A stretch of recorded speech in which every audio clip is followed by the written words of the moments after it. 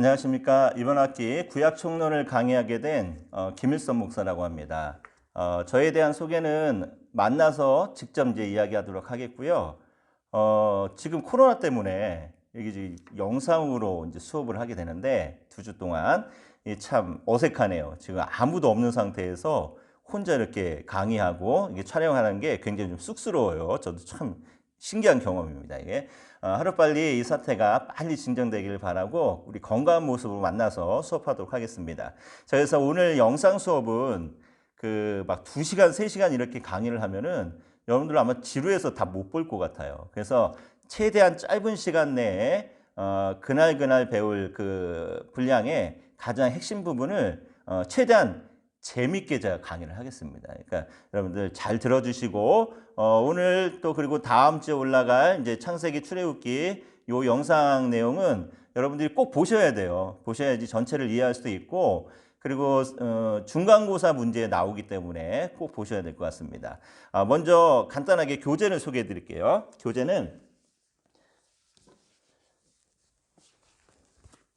송병현 교수님이 그 지으신 국제제자훈련원이죠. 여기서 나온 이제 엑스포지멘탈이 모세오경개론, 그리고 역사서개론, 선지서개론, 그리고 이제 시가서개론 요 4권의 책을 주 교재로 해서 강의를 하겠습니다. 그리고 매 시간마다 제가 강의안을 이렇게 정리를 해서 올려드릴 거예요. 그 강의안을 이제 중점으로 이제 강의를 하는데 내용은 다 책에 있습니다. 여러분들이 책값이 조금 비싸다라고 생각해서 안 사는 분들이 많이 있는데 그래도 여러분들 공부 계속 하시려면은 그리고 어디 가서 구약 성경이 이러이러해 라고 이제 좀 설명을 하시려면은 그래도 좋은 개론서 한 권씩은 있어야 될 것 같아요. 그래서 제가 지금까지 공부하면서 또 연구하면서 여러 가지 이제 개론책들을 많이 읽어봤는데 가장 이해하기 쉽고 또 가장 은혜롭고 또 가장 신학적으로도 절대 뒤처지지 않는 책이 저는 이 책이라고 생각을 해서 이 책을 주 교재로 해서 이제 강의를 진행하도록 하겠습니다. 그러니까 여러분들 꼭 경제적으로 좀 부담스럽더라도 이런 책들은 꼭 사서 보시는 게 좋을 것 같아요. 그리고 저하고 약속하실 것은 이번 학기에 이 과목을 강의하면서 목적이 있습니다. 목적은 뭐냐면은 여러 가지 그 과목들이 있잖아요. 근데 저는 MDB에서 배우는 과목이 그 과목들을 배우고 나서 이게 목회 현장에서 활용이 돼야 됩니다. 목회 현장에서 활용이 된다는 게 뭘까요? 설교로 나와야죠. 특히 성서 과목은 이 과목을 한 학기 동안 공부를 했으면은 그 한 학기 내내 그 공부한 그 내용을 가지고 성도들에게 설교 말씀으로 나아갈 수 있는 그런 은혜가 있어야 됩니다. 그래서 제가 MDB 때 공부하면서 제일 안타까웠던 것이 성경을 연구하고 성경을 또 묵상하고 또 성경이 굉장히 중요한 것임에도 불구하고 뭐 그 부수적인 것 때문에 진짜 다뤄야 돼. 성경 본문에 대한 내용은 다루지 못하고 넘어간 부분들이 많이 있었던 것 같아요. 하지만 이번 시간은 우리 이번 과목은 한 학기 동안 구약 성경 전체를 매 시간마다 오늘 창세기잖아요. 그럼 창세기를 미리 읽어 오시는 거예요. 읽어 오시고 그리고 수업 시간에 공부하고 또 질문도 하고 토론도 하면서 그렇게 이제 수업을 진행하려고 하고 그래서 항상 이 성경책은 항상 가지고 오셔야 됩니다. 성경책 항상 가지고 오시고 그리고 매 시간마다 이렇게 나눠드리는 올려드리는 강의하는 강의 내용을 잘 들으시고 아니면 뭐 책에도 다 나와 있을 거예요. 잘 들으시고 정리하셔서 학기말 과제로 제출하는 걸로 하겠습니다. 그러니까 따로 학기말 과제는 없고 매 시간 강의안을 여러분들이 직접 정리해서 그걸 제출하는 걸로 이제 학기말 과제로 삼도록 하겠습니다. 뭐 중간고사, 기말고사는 이제 강의 계획서에 올려드린 대로 그대로 진행하도록 할게요. 지금 이렇게 제가 화면을 보니까 제가 좀 평소보다 좀 이렇게 퉁퉁하게 나오는데 실제는 조금 더 날씬하고 괜찮습니다. 자, 웃으라고 한번 해본 소리예요. 자, 곧바로 이제 수업을 들어갈게요. 뭐 길지 않은 시간이기 때문에 다른 이야기 할 필요 없을 것 같습니다. 자, 오늘은 그 첫 번째 시간으로 창세기에 대해서 공부를 할 거예요. 모세오경 첫 번째 책인 이제 창세기에 대해서 공부를 할 건데 우리는 기본적으로 모세오경은 모세가 기록했다라는 것을 전제로 하고 공부를 하도록 하겠습니다. 자, 먼저 창세기에 들어가기 전에 창세기란 이름, 명칭에 대해서 한번 생각을 해보겠습니다. 여러분, 그 창세기라는 명칭이 책의 내용을 잘 설명하고 있을까요? 많은 분들이 그렇지 않다라고 생각을 합니다. 주장을 하는데 왜 그러냐 하면은 분량 때문이다라고 하시는 분들이 많이 있어요. 분량. 자, 무슨 분량이냐면은 이게 잘 보이나요? 그 분량 어떤 분량인가 하면은 창조 이야기를 다루고 있는 본문은 1장과 2장 요거밖에 없습니다. 전체 내용 중에 한 뭐 6% 정도밖에 이제 안 되는 아주 짧은 분량이죠. 그 나머지는 대부분이 12장부터 50장까지는 족장들의 이야기를 다루고 있어요. 아브라함부터 이삭, 야곱, 요셉에 이르는 족장들의 이야기입니다. 이게 자그마치 한 78% 정도 되는 분량이 족장들의 이야기입니다. 그래서 많은 분들이 이 분량의 문제 때문에 창세기, 창조 이야기를 다루고 있다라는 것이 그렇게 썩 맞지 않다라고 이제 생각하시는 분들이 많이 있습니다. 자, 그러면 또 한편으로는 어떤 이야기들이 있는가 하면은 창세기의 마지막이 어떤 내용으로 끝나나요? 요셉이 유언을 하고 요셉의 죽음으로 이제 끝이 나는데 한마디로 해서 이스라엘의 이 세상을 창조하신 하나님이 이 세상 속에서 그 세상을 이끌어갈 이스라엘이라고 하는 민족을 창조하시는 내용으로 창세기는 끝이 납니다. 그래서 어떤 부분에서는 오히려 창세기라고 하는 창조에 중점을 둔 이야기, 이 책 제목이 잘 맞다, 잘 어울린다라고 하시는 분들도 많이 있습니다. 저도 개인적으로 그런 맥락에서 볼 때 창세기라고 하는 명칭이 좀 타당하지 않은가라는 생각을 한번 합니다. 여러분들도 한번 나름대로 한번 고민을 해보시고 한번 생각을 해보시면 좋을 것 같아요. 자, 또 창세기의 여러 가지 이제 특징 중에 하나는 공간 할애에 불규칙적이다라는 거예요. 자, 무슨 말인가 하면은 그 창세기 총 연수가 마소나 사무를 이제 참조했을 때 약 2309년에 해당되는 그런 이야기들입니다. 자, 근데 이 중에 그 아담이 태어나고 아브라함에 이르기까지, 그러니까 본문을 시작하면은 1장부터 11장까지겠죠. 요 기간이 1948년입니다. 그런가 하면은 아브라함이 태어나서 요셉이 죽는 12장에서 50장까지의 그 기간이 약 365년입니다. 그래서 창세기 공간이, 창세기 전체를 차지하는 공간이 이렇게 연도수에 있어서 불규칙적이다, 균형이 맞지 않는다라는 것이 또 창세기의 특징 중에 하나예요. 자, 그렇다면은 이렇게 분량이나 공간 할애가 불규칙적인 그 이유가 있습니다. 그 이유가 뭐냐면은 천지창조와 인간의 구원이 굉장히 밀접한 관계를 맺고 있기 때문에 그래요. 자, 어떤 밀접한 관계가 있는가 하면은 그 한마디로 말해서 하나님이 창조하시고 꾸준히 활동해 오셨지만 하나님이 인간의 역사에 있어서 적극적으로 개입하기 시작하신 것이 바로 아브라함 시대 때부터 12장 이후부터 하나님께서 계속해서 직접적으로 아주 적극적으로 개입하셨다라는 의미에서 이렇게 공간 할애가 좀 불규칙적이다라고 볼 수 있습니다.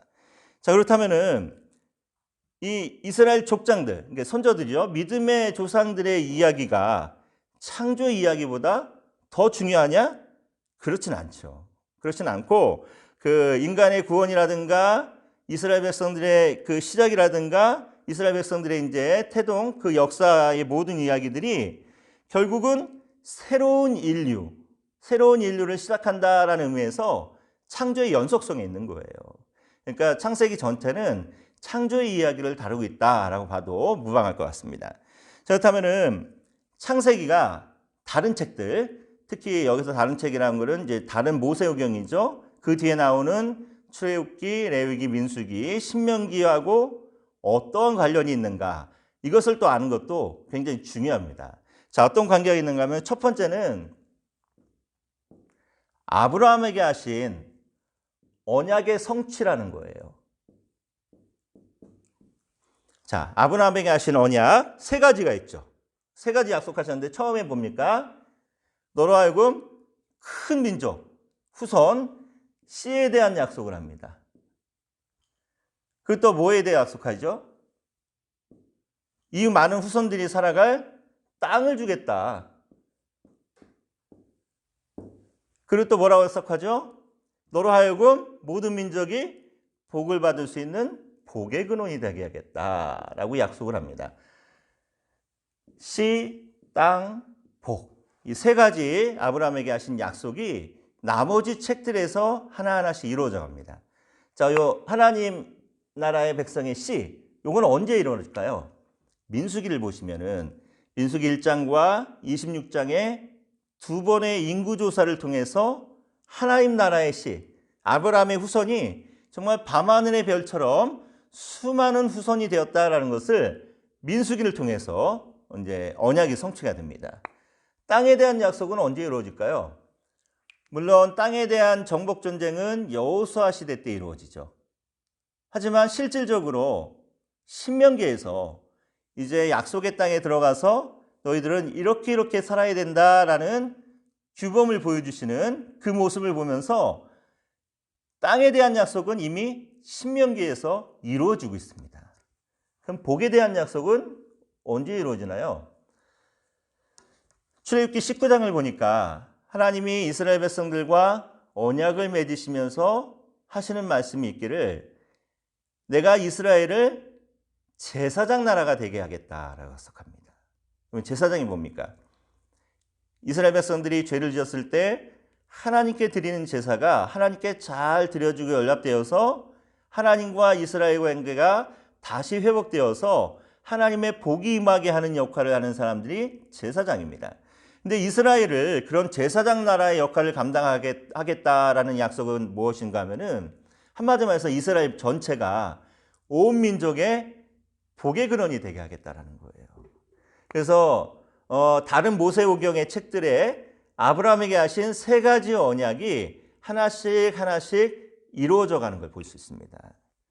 자, 그런가 하면은 또 다른 모세오경 다른 책들과의 또 다른 관계성은 뭐냐면은 잘 안 지워지네요. 두 번째는 율법의 연속성에 있다는 거예요. 자, 무슨 말인가 하면은 예를 들어서 창세기 2장 1절에서 3절은 안식일에 대한 하나님의 안식에 대한 규례입니다. 자, 이것 때문에 무엇이 제정될까요? 출애굽기 20장에 보니까 안식일 규례가 생기게 되죠. 그리고 또 창세기 14장에서는 아브라함이 멜기세덱에게 11조를 드리는 사건을 통해서 신명기에 11조 규례가 또 레위기에 11조 규례가 생겨나게 됩니다. 자, 이런 식으로 해서 또 7장 2절에 보니까 방주에 이제 들어갈 때 정결한 짐승, 부정한 짐승 하는 요 이제 규례가 결국은 레위기 11장에 정결한 음식, 부정한 음식으로 나눠지는 또 규례가 됩니다. 이렇게 창세기는 또 다른 모세오경 다른 책들에게 율법의 연속성을 가지고 있다라는 것을 알 수 있습니다. 자, 그렇다면은 여기서 궁금한 거 하나. 아니 그러면은 하나님 분명히 율법을 모세에게 주셨는데 아니 아브라함 시대 때도 이미 그리고 오래전부터 율법이 있었다는 얘기인가요? 아, 그건 아니죠. 그건 아니고 여러 가지 좋은 율법들이 있었는데 모세는 어떻게 한 것이냐면은 그 당시에 통행하던 많은 법들을 다 하나하나 모으고 또 하나님께서 추가해 주시는 율법을 기록해서 백성들에게 선포한 거예요. 그러니까 이미 지켜지고 있는 하나님의 율법이 존재하고 있었다라고 보면 됩니다. 창세기에 또 기능이 있어요. 어떤 기능이 있는가 하면은 먼저는 창세기는 하나님에 대해서 가르치는 책입니다. 자, 누구에 대해서 가르친다고요? 하나님에 대해서. 창세기를 읽으면서 이런 질문을 하죠. 나는 누구인가? 나는 어디서부터 왔는가? 또 나는 어떻게 해야 되는가? 어디로 갈 것인가? 어떻게 될 것인가? 뭐 이런 질문을 하게 됩니다. 이거에 대한 해답은 창세기가 주고 있는데 무엇을 통해서 창세기가 이 해답을 주고 있는가 하면은 하나님을 통해서 주고 있다라는 거예요. 나는 누구입니까? 하나님의 피조물. 그렇다면은 나는 어디에서부터 왔습니까? 하나님께서 흙으로 창조하신 하나님께로부터 온 귀한 존재입니다. 그럼 나는 어떻게 될 건가요? 어디로 가야 되나요? 하나님의 인도하심 따라 이제는 하나님의 나라에 가는 길이 열린 사람. 그러니까 창세기를 통해서 나는 누구이고 나는 어디서 왔고 어떻게 될 것인가에 대한 해답을 주고 하나님에 대해서 알려주는 책이 바로 창세기입니다. 또 그런가 하면 창세기의 또 다른 기능은 뭐냐면은 모세오경을 비롯해서 신구약 성경 전체 신학의 성경에 토대를 놓은 책이다라고 볼 수가 있어요. 자, 이게 무슨 말입니까? 창세기에서 못다한 이야기를 계속해서 어디에서? 출애굽기에서 이어가고 있죠. 또 그 이야기가 계속 레위기의 율법으로, 민수기의 광야 생활로, 신명기의 또 다른 율법으로, 또 그리고 이제 계속되는 이스라엘의 역사를 통해서 창세기의 이야기가 계속해서 진행되어져 갑니다. 어디까지? 신약 성경까지. 신약이 어디까지? 예수님이 다시 오시는 재림의 날까지 계속해서 연속 성상에 있습니다. 자, 그렇다면 또 창세기의 또 다른 기능은 뭔가요? 세상에 존재하는 모든 것들의 기원을 알려주는 거죠. 어떻게 태어나게 된 것인지. 세상과 자연과 만물이 어떻게 시작되었고 또 여러 가지 제도들, 뭐 결혼제도라든가 율법이라든가 또 아니면 뭐 살인, 죄 이런 것들의 기원이 어떻게 해서 생겨나게 되는가라는 것을 알려주는 책이 바로 창세기입니다. 자, 그리고 또 기독교 신학의 모든 분야를 안내해 주는 책이다라고 말할 수 있습니다. 자, 모든 분야. 어떤 분야가 있을까요? 먼저 하나님은 누구십니까? 라고 하는 신론. 두 번째 또 뭐가 있을까요? 인간은 누구인가? 라고 하는 인간론. 또 인간은 왜 죄를 짓게 되었는가? 라고 하는 죄론. 또 뭐가 있습니까?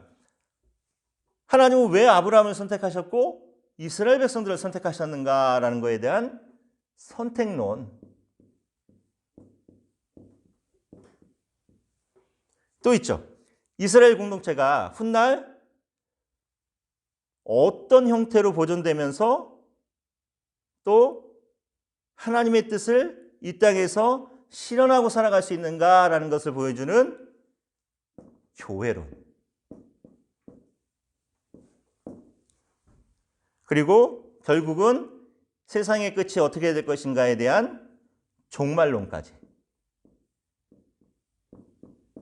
이렇게 많은 신학적인 분야를 다루고 있는 책이 바로 창세기라고 할 수 있습니다.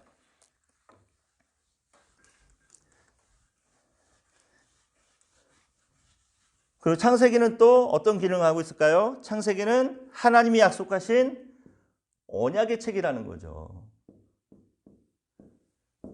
신구약 성경 전체를 통해서 결국은 하나님이 약속하신 언약을 이루어 가신다라고 보여주고 있는 책이 바로 창세기라는 책입니다. 창세기에 신학적인 메시지가 있어요. 첫 번째로 가장 중요한 창조와 뭐가 있을까요? 재창조. 창세기 1장 2절에서 창조하신 하나님께서 계속해서 세상을 다시 창조하십니다. 어떻게 창조하고 계시나요? 6장부터 9장에 이르는 홍수 사건을 통해서 다시 세상을 새롭게 창조합니다. 바벨탑을 쌓은 사람들을 다 흩어버리시면서 또 새롭게 재창조하십니다.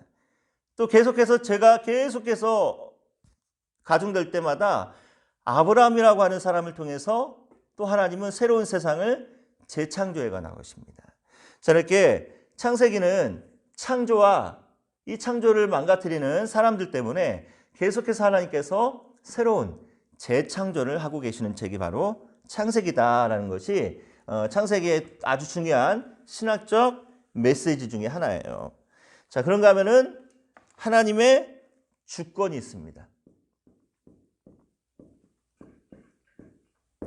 자, 하나님이 천지를 창조하신 다음에 그냥 내버려 두신 게 아니에요. 방치하신 게 아닙니다. 계속해서 어떤 때는 좀 심하다 싶을 정도로 인간사에 관여하시면서 직접적으로 개입하시면서 하나님의 주권을 이끌어 가십니다. 자, 어떤 주권이 있을까요? 장자들보다 동생들에게 하나님의 복이 임하게 하시는 것. 또 이스라엘의 조상들이 당했던 위기 때마다 하나님의 강권하심, 주권으로 그들을 이끌어 가시는 것. 또 이 선조들의 믿음을 세워가기 위해서 한 명 한 명씩 하나님의 방법대로 훈련시켜 가시는 것. 이 모든 것이 하나님의 주권 가운데 이루어지고 있는 이야기다라는 거예요. 자, 그런가 하면 또 창세기에 나타나는 또 다른 신학적인 메시지가 또 뭐가 있을까요? 소명이죠, 소명. 창세기는 소명의 책입니다. 창조된 모든 만물과 모든 사람들이 각자의 소명이 있다라는 거예요. 자, 그런가 하면은 또 기독교 신학의 기독교 신학이 아니고 언약의 주권적인 이행을 하고 계십니다. 아담부터 노아, 아브라함, 이삭, 야곱 등에 이르기까지 하나님께서 계속해서 약속하시고 언약하시는데 이것을 이루어 가실 하나님의 방법은 하나님의 주권이에요. 사람이 뭔가를 잘하고 훌륭해서가 아니라 하나님의 아무 조건 없는 은혜로 이들을 선택하시고 이들에게 약속하시고 이들에게 복을 주시는 하나님이다라는 겁니다.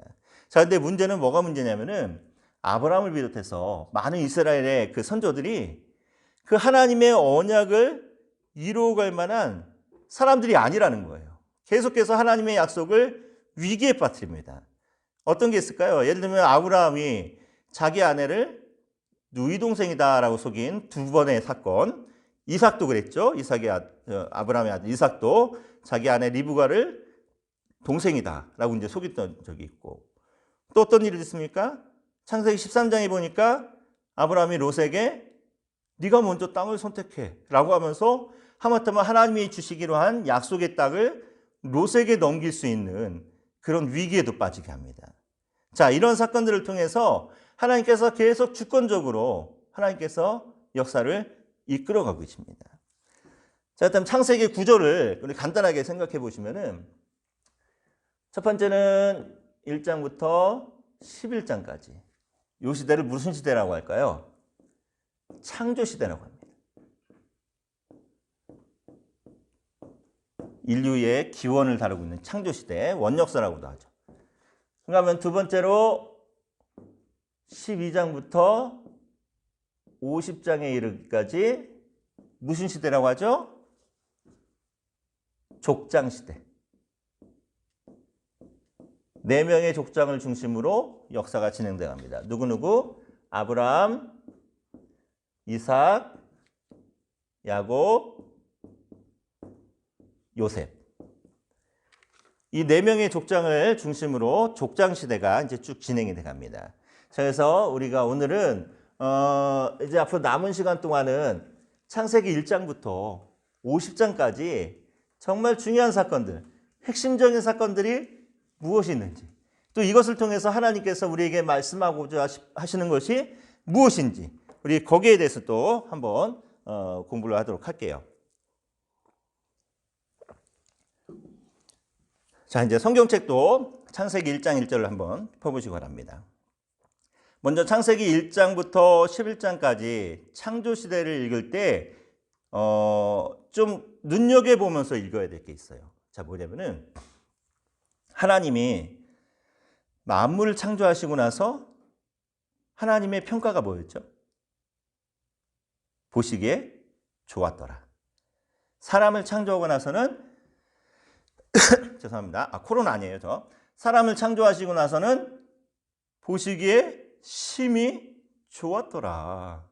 하나님이 창조하신 세계는 굉장히 보시기에 아름답고 사랑스러운 굉장히 훌륭한 퍼펙트한 세상이었습니다.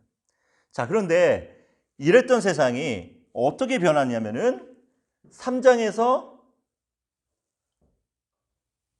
아담과 하와가 죄를 지어요.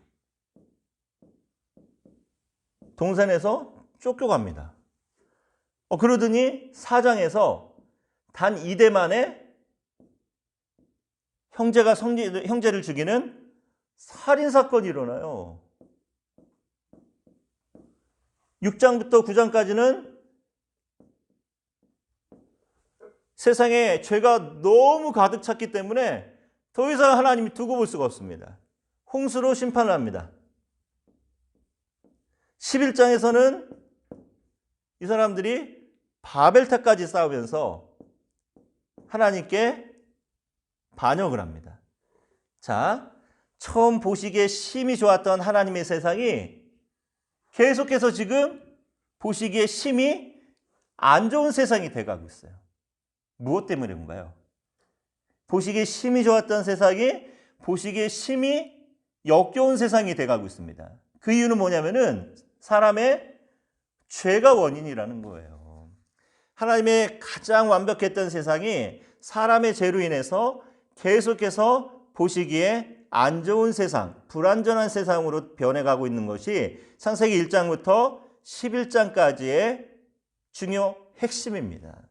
그래서 하나님께서는 이런 세상이 되어가는 모습을 통해서 다시 새로운 창조를 위해서 아브라함이라고 하는 한 사람, 한 가족, 한 민족을 통해서 하나님의 완벽한 세상을 다시 세워가시려고 하는 역사가 바로 그 뒤에 나오는 족장시대의 역사죠.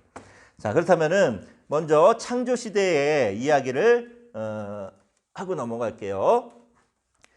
자, 우리가 너무 잘 알고 있는 말씀, 창세기 1장 1절의 말씀을 한번 다 같이 외워보도록 하겠습니다. 자, 시작. 태초에 하나님이 천지를 창조하시니라. 자, 창세기 1장 1절. 우리가 너무 잘 알고 다 외우고 있는 말씀이죠. 몇 개의 단어로 구성되어 있나요? 4개의 단어죠. 태초에, 그렇죠? 두 번째는 하나님이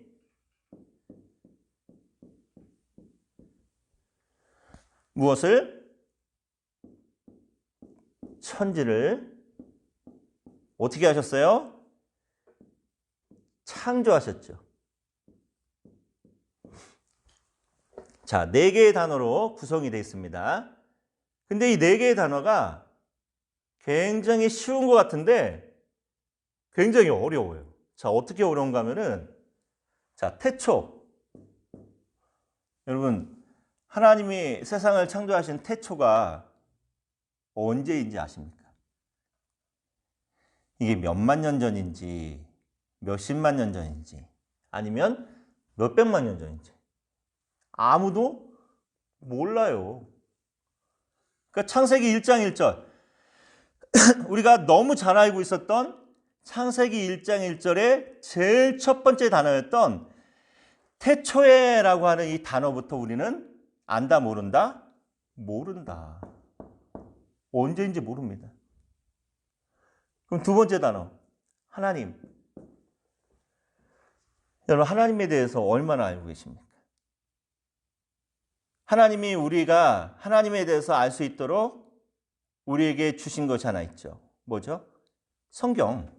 성경 말씀을 통해서 우리가 하나님에 대해서 그나마 조금은 알 수 있습니다.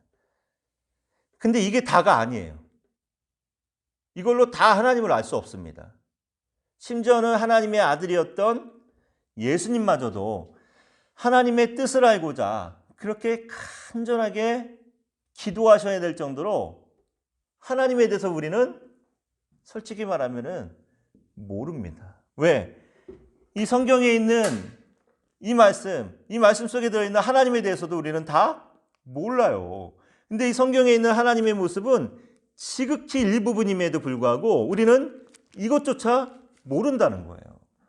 그러니까 우리는 기본적으로 하나님에 대해서 잘 몰라요. 태초도 모르고 하나님도 모릅니다. 그럼 천지는 알 수 있나요? 말 그대로 하늘과 땅, 이 세상이 어떤지, 얼마나 크고 넓은지 우리 이거 압니까? 모르죠. 여러분, 세상에서 제일 빠른 존재가 빛입니다. 빛. 빛은 1초에 자그마치 30만 킬로를 간다고 그래요. 자, 그런데 지금 현재 인간의 과학으로 측정할 수 있는 가장 먼 거리가 얼마만큼의 거리인가 하면은 200억 광년이라고 합니다. 200억 광년. 자, 이 200억 광년이란 거리가 어느 정도의 거리인가 하면은 아까 빛이 1초에 30만 킬로 간다고 했잖아요. 1초에 30만 킬로를 가는 빛이 200억 년 동안을 쉬지 않고 계속 가야지 도착할 수 있는 거리가 200억 광년이에요. 근데 하나님이 만드신 천지가 200억 광년이 끝이 아니라는 겁니다. 그러니 이 세상이 얼마나 넓고 광활합니까? 우리가 살고 있는 이 지구, 여러분 지구 다 가보셨습니까? 지구는 둘째치고 여러분 우리가 살고 있는 대한민국 곳곳 다 가봤습니까? 못 가봤습니다. 여러분들이 살고 있는 서울이면 서울, 뭐 부천이면 부천, 인천이면 인천, 곳곳 다 가봤습니까? 그곳조차 다 가보지 못했습니다. 그렇듯이 우리가 창세기 1장 1절의 말씀, 태초도 모르고 우리 하나님도 모르고 결국은 하나님이 만드신 천지도 다 몰라요. 그런가 마지막 단어, 창조. 여러분 창조의 비밀을 알아요? 제가 그 영등포 같은 데 가면은 꼭 붙잡는 사람들이 있습니다. 누가 붙잡냐면은 그 헌혈차 앞에 계시는 헌혈하라고 하시는 그 여자분들이 저를 항상 붙들어요. 제가 등치가 이제 있다 보니까 막 피를 뽑아도 될 것 같이 생긴 것 같아요. 저를 붙들고 헌혈하고 하라고 합니다. 왜 헌혈하고 하라는지 아세요? 과학이 아무리 발달돼도 절대 만들지 못하는 게 하나 있습니다. 뭐냐면은 피를 못 만들어요. 피는 생명을 상징하잖아요. 다시 말해서 세상 과학이 아무리 발달했다 할지라도 생명을 창조할 수는 없다라는 거예요. 다시 말해서 우리는 창조에 대해서도 결국은 모른다. 그러니까 이 짧은 말씀, 태초에 하나님이 천지를 창조하시니라라고 하는 이 짧은 말씀도 우리는 다 알지 못한다라는 거예요. 그래서 오늘 우리는 이 창세기의 말씀은 비롯해서 신구약 성경 전체를 통해서 제일 처음 시작되는 이 창세기 1장 1절의 말씀을 대할 때 이것을 연구하고 분석하고 뭐 따지고 묻는 이런 말씀의 대상이 아니라 믿음의 대상으로 받아야 될 줄 믿습니다. 자, 그래서 우리는 하나님의 말씀 앞에 겸손해야 돼요. 우리는 하나님의 말씀을 다 모릅니다. 그렇기 때문에 하나님의 말씀 앞에 더 겸손해야 됩니다. 자, 이렇게 창세기 1장 1절 우리는 다 모른다라는 것을 전제를 두고 한번 우리 수업을 한 학기 강의를 한번 그래도 열심히 우리 진행해 하고자 합니다. 그래서 비록 다 알지는 못하지만 하나님의 뜻이 어디 있는지, 하나님의 방법이 무엇인지, 하나님의 때가 무엇인지 한번 우리 알아가는 우리가 되길 바라요. 자, 그렇다면은 창세기 1장 1절부터 2장 3절까지는 창조 이야기죠. 창조 이야기. 모세가 이 창세기를 기록하면서 특히 창조 이야기를 기록하면서 하나님의 창조 사역에 대해서 이렇게 설명하고 있습니다. 어떻게 설명하고 있냐면은 하나님은 굉장히 세상을 질서정연하게 규칙적으로 만들었다라는 것을 말하고 있습니다. 자, 우리가 질서, 균형 이런 것들을 이야기할 때 우리가 어떻게 해야지 질서 있는 삶, 균형 있는 삶을 살 수 있을까요? 간단하죠. 간단한데 너무 어려운 거예요.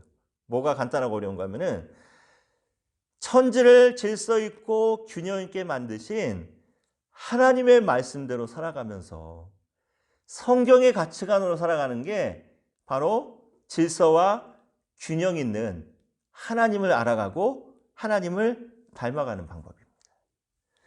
자, 그런가 하면 또 모세는 이 창조 요 내용을 통해서 또 뭘 말하고 싶은가 하면은 하나님께서는 굉장히 다양한 방법으로 세상을 창조하셨다라는 거예요. 때로는 무에서 유를 창조하시고 또 때로는 유에서 유를 창조하시고 또 만드시기도 하고 나누기도 하시고 펼치기도 하시고 모으기도 하십니다. 또 하나님의 사역 방법은 굉장히 다양합니다.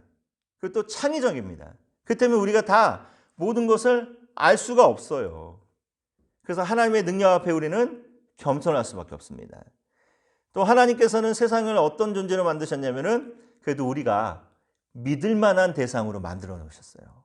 이게 무슨 말인가 하면은 자, 봄이 되고 나면은 어떻게 됩니까? 싹이 납니다.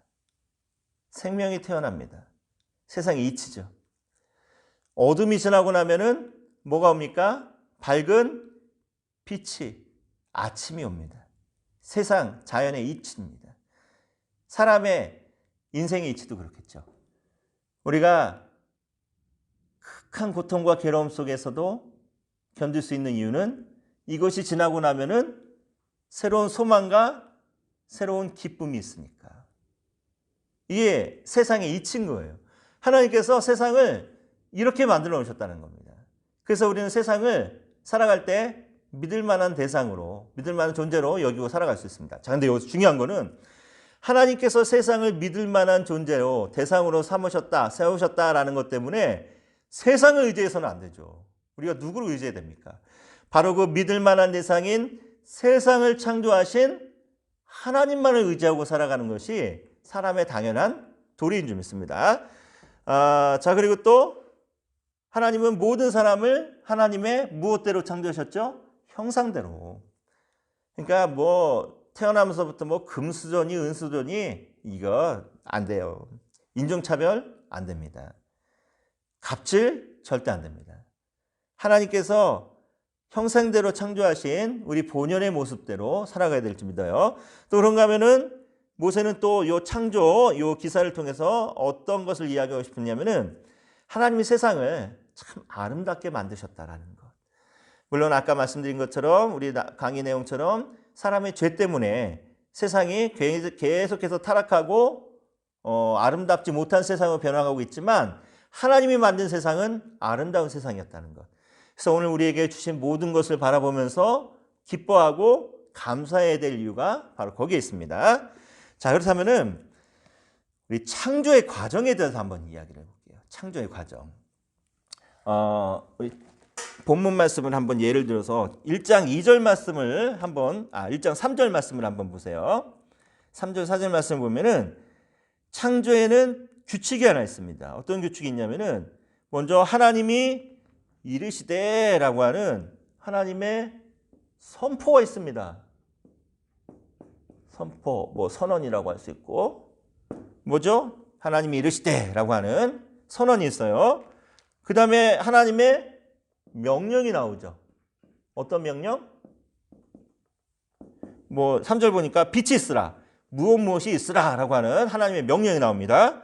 그런가 하면은 그 다음에 과정이 뭡니까? 빛이 있으라 하시니 빛이 있었고 하나님의 명령대로 어떻게 됐어요? 완성이 됩니다. 그 다음에 뭐가 있죠? 어디 갔어요?